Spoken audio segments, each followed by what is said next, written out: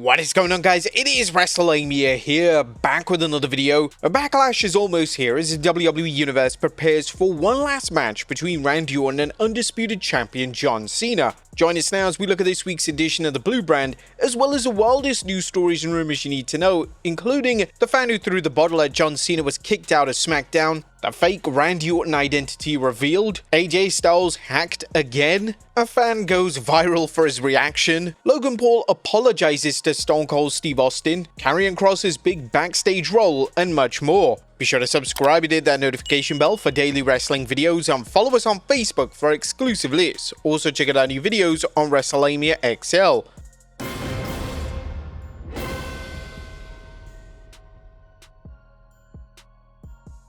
As always, we won't recap the matches, but just look at the good, the bad, and the downright ugly. As always, we start off with the good as number 1, Bliss is back. Alexa Bliss is finally back as Little Miss Bliss appeared as Women's United States Champion Zelina Vega's surprise tag team partner against Chelsea Green and Piper Niven. Bliss got the win with a Sister Abigail on green, giving Bliss some momentum after a recent absence. WWE seems to have a storyline for Alexa too, as she confronted Charlotte Flair backstage and told the Queen that they have to talk, which will hopefully lead to something productive for both. Let's hope WWE doesn't drop the ball again. Number 2, storyline hope for Los Garzas and Andrade. SmackDown is where tag team wrestling thrives in WWE. The Blue Brand's policy of focusing on its many gifted tag teams is wise, as it helps differentiate SmackDown from Raw, which has a decent tag division but seems to focus on other matches. Last night's Garzas vs Andrade Rey Fenix match was solid and seems to be leading to a storyline for everyone involved, which could get even more interesting if the rumors of Fenix's brother Penta El Zero reuniting with him pan out. Also, it was cool to see WWE actually put AAA accolades on Rey Fenix's entrance. Obviously, this is down to the buyout. Number 3, building up the tag titles. Now, another encouraging sign with SmackDown's tag division is how WWE continues to treat the WWE Tag Championship as prestigious titles that everyone wants a crack at. The Street Profits vs Fraction bout was a banger and a good preview of what fans can expect if WWE puts both teams into a program. The post-match show of respect was also a nice touch, and it helped dispel confusion about whether Angelo Dawkins and Montez Ford are heels or babyfaces. Number 4, R-Truth is just good at anything. R-Truth is so established as a comedy figure that he can literally stand in the backstage area with a sign and get over with the fans. R-Truth's blind loyalty to his childhood hero John Cena continues to entertain, while also hinting that things will go very badly for Truth when Cena reminds Truth of the adage, never meet your heroes. Number 5, Drew McIntyre brings the fire. Drew McIntyre continues to make his presence felt on SmackDown, while doing so in a minimalistic way. A fiery backstage promo here and a Claymore kick there is all the Scottish Warrior needs to do to remind fans he's not to be trifled with, as seen last night when he flattened Jacob Fatu with a Claymore. And Chelsea Green delivers a comedy. Chelsea Green is no longer United States Women's Champion, but that hasn't slowed her down in the slightest. Green's gift for comedy, combined with her strong skills in the ring, have elevated her into one of the women's division's rising stars, and it looks like Green will be in the Women's World Championship picture very soon. That was good. What about the bad is, number 1, it's getting a little tiresome, isn't it?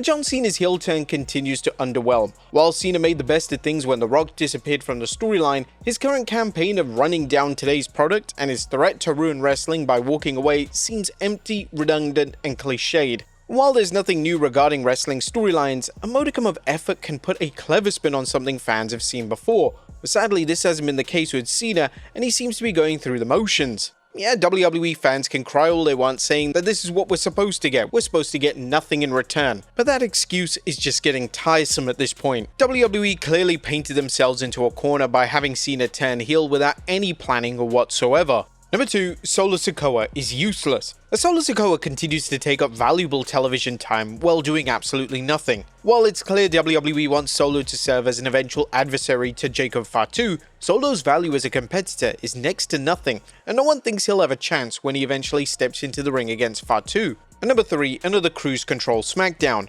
SmackDown's creative team phoned it in again this week, with predictable finishes of run-ins during the Street Profits vs Fraction match and the usual hijinks during any match involving Jacob Fatu and Solo Sikoa. We got tiresome storylines and a by-the-numbers approach to booking Backlash, where the card looks pretty weak. WWE is in a rut and it needs to get out soon before fans start looking for other entertainment. And there was nothing downright ugly. For a go-home episode of SmackDown, it was so-so. Don't get us wrong, there was still some solid action with the Street Profits and Fraction match standing out. It was also great to see Alexa Bliss back in action again after the lukewarm booking of a return, but did that get you hyped enough for Backlash? Let us know in the comments down below. Now let's move on to the news. As our first story looks at a fan who was thrown out and banned from SmackDown. Has John Cena's heel act finally enraged fans to the point that they want to attack him? Cena was preparing to cut a promo on SmackDown when a fan threw a Michelob beer bottle at Cena, but whilst the bottle missed Cena, he picked it up before tossing it aside. Cena seemed surprised by the apparent fan attack, and the person who allegedly threw the bottle was promptly taken away by security. However, a fan managed to capture the exact point where the fan threw the bottle, catching him in 4K. The IWC is debating whether the alleged attack was an enraged fan taking offense at Cena's heel act or the WWE planting the fan to create controversy. Many fans who claim that they were at the SmackDown event claim that the vendors pour drinks into cups and that the customers don't get to keep their bottles. Some skeptics claim that this is proof that the so-called fan was a plant, with WWE trying to manufacture heat. Skeptics also claim that the bottle bomber looked off camera as if he was waiting for a signal to throw it. If it was an angry fan rather than a plant, they had to know that they get kicked out and likely banned from the arena. Right now there's no information of any charges being brought against the fan, but it's likely with his antics, and if he wasn't a plant, he'd be banned from life from any event. Next up, the fake Randy Orton identity revealed. Now, who was a masked assailant who tried to hit an RKO on John Cena on the 9th May SmackDown? A masked assailant snuck into the ring while Cena was cutting a promo and attempted to hit an RKO out of nowhere. However, Cena must have had eyes in the back of his head as he dodged the attack and lifted the person up for an attitude adjustment. Whilst it was clearly not Randy Orton, who was a masked assailant's identity? Well, fans immediately began speculating about this as the wrestler was smaller than Cena, with some believing it was NXT superstar Miles Bourne, nicknamed Baby Orton by some NXT fans for his resemblance to Orton, his use of Randy Orton's early career dropkick, and occasional use of Orton's pose. However, the mystery seems to be solved, as fans notice the tattoos on the masked assailant, and they match up perfectly with former NXT North American champion Shawn Spears. As whilst his tattoos don't go all the way like Orton's, they look fairly similar, and Miles Bourne only has tattoos on one arm. The attack was just a setup as the real Randy Orton appeared, taking Cena out with an RKO out of nowhere, a reminder that the Viper can strike at any time. Next up, AJ Styles hacked again. Now, it was only recently where AJ Styles had to deal with a hacker online as somebody managed to hijack his Twitter account, posting meme coins on his account. Whilst AJ managed to inform fans that he had been hacked via video, then managed to get his account back, it seems like it's been hacked again. Whilst there's been no new statement from AJ Styles, his posts on Twitter are a little peculiar, particularly his replies, as he responded to a fan saying, "Are you trying to say it might have been a butt flapper?" And whilst one fan mentioned, "Are you hacked again?" AJ Styles would reply, "Why would you think I've been hacked again?" What do you guys think? Has AJ Styles been hacked again? Next up, Logan Paul apologizes to Stone Cold Steve Austin. Logan Paul has apologized to WWE icon Stone Cold Steve Austin, but why? The former United States champion had this to say during a vlog, saying, "Mr. Cold, I'd like to take this opportunity to apologize. I didn't mean to expose any private business conversations. I was hungover. I had a crazy night in Vegas. I was on my podcast, and sometimes I say too much. In fact, most times I say too much, Steve. I have a big mouth and a platform to say a bunch of shit, and I said a bunch of shit. I'm sorry, Steve. I hope I didn't ruin our relationship. I hope we can work together in the future."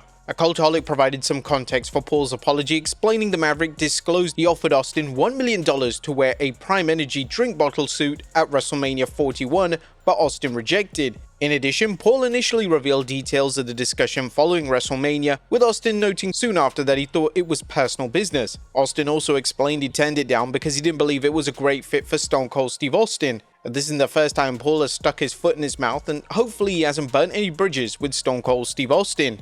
Next up, Alexa Bliss reacts to a viral fan reaction. Now finally we got the return of Little Miss Bliss to SmackDown after a very disappointing return. Now her return to the blue brand was definitely a huge moment of the show, but for one fan it truly made his night as he reacted in the best way possible. Bliss even took to Twitter to say, "This guy is the best, love the excitement." It's pretty cool that Bliss even acknowledged the fan, as that was definitely a reaction. Next up, a big bout coming to Saturday night's main event.